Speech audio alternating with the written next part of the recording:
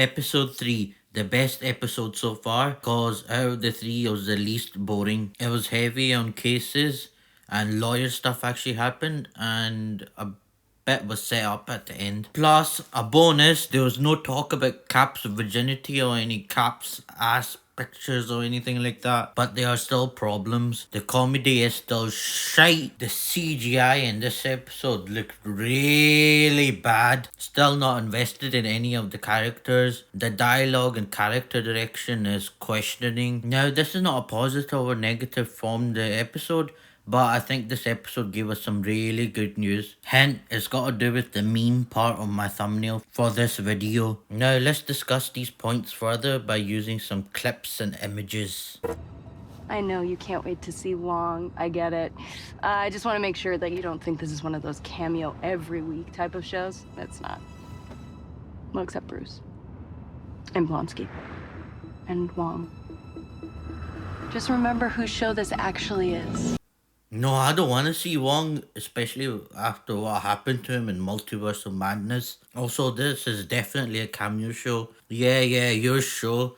You're the main character, you're not even interesting. If I remember it's your show, my brain's probably gonna melt down. Look how bad the CGI looks here on She-Hulk. Oh my god. It looks like that's a tall guy walking around and they just edited her head and hands and afterwards. Then you have this scene where this female reporter on the right is asking She-Hulk if she got her powers from a mafia hit. People are gonna see that and go like, oh look cool, they referenced our original origin. But I think it's just there just to add more fuel to the fire. Everything Mr. Blonsky told you is factual.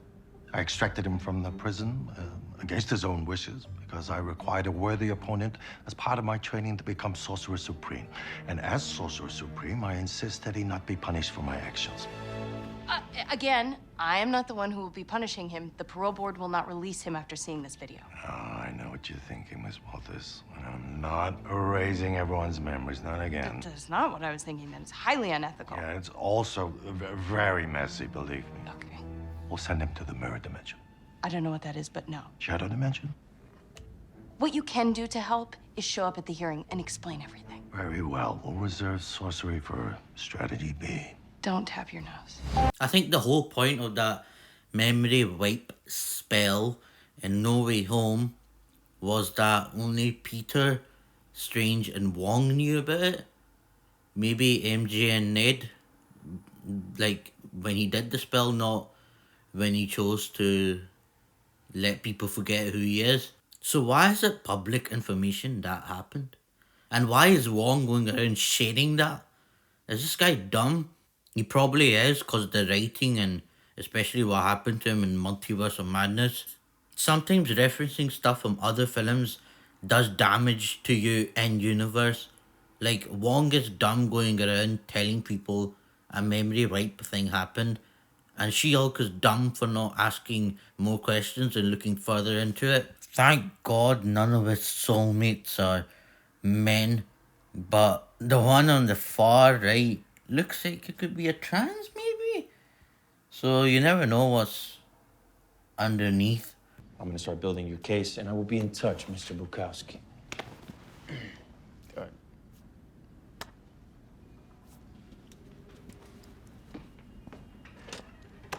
Okay.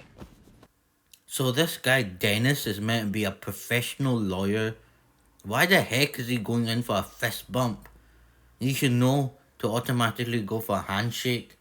Stop writing comedy that is going to make your characters look dumb. And as for Mr. Wong, Just one. The Sorcerer Supreme, master of the mystic arts, leader and former librarian of Kamatage. yeah, you realize that you've just admitted to facilitating a prisoner escape, which is a crime. I must depart.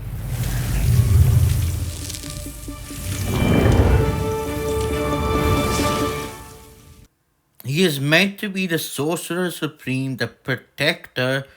Stop making him run away with no accountability or anything.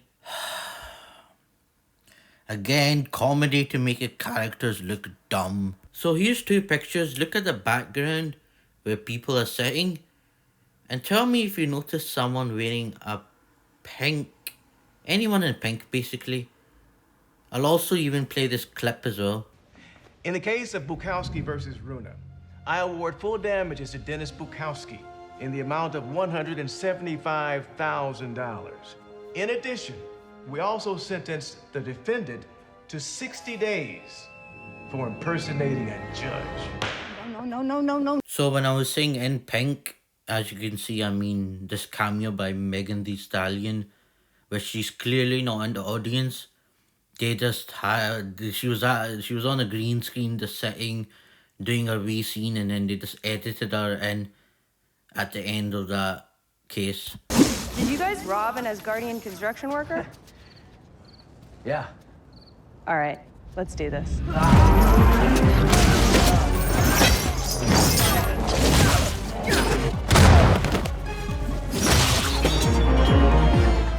Sorry.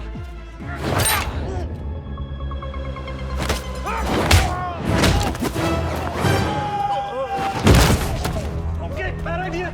Fall back. Go. These are meant to be Asgardian weapons, and they're like hitting her with it in the stomach or the back of the head, and she's just deflecting them like nothing's happening to her. She should at least like step back a few times or like wobble a bit to show like it's having some effect. And also, this is what sets up a bit at the end I was talking about earlier in the video, as in they were there to basically steal her blood.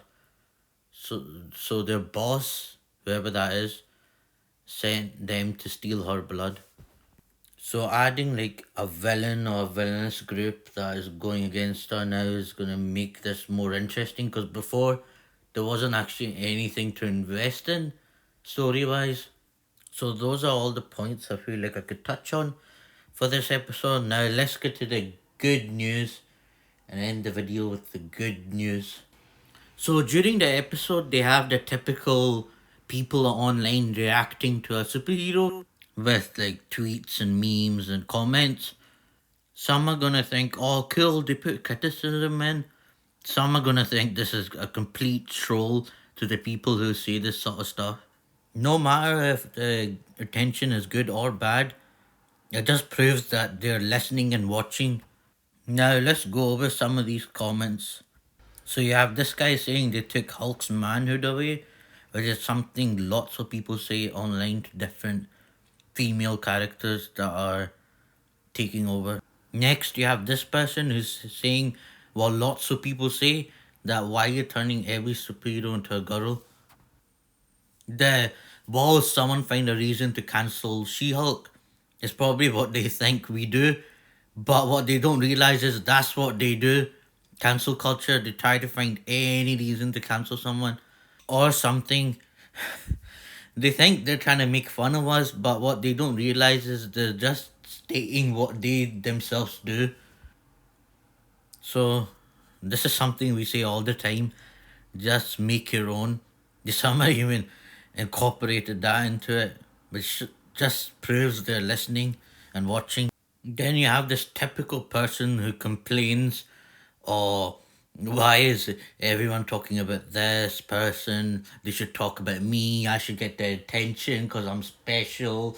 Give me the attention. But here's the positive. At least Ryan Kinno would agree with our username.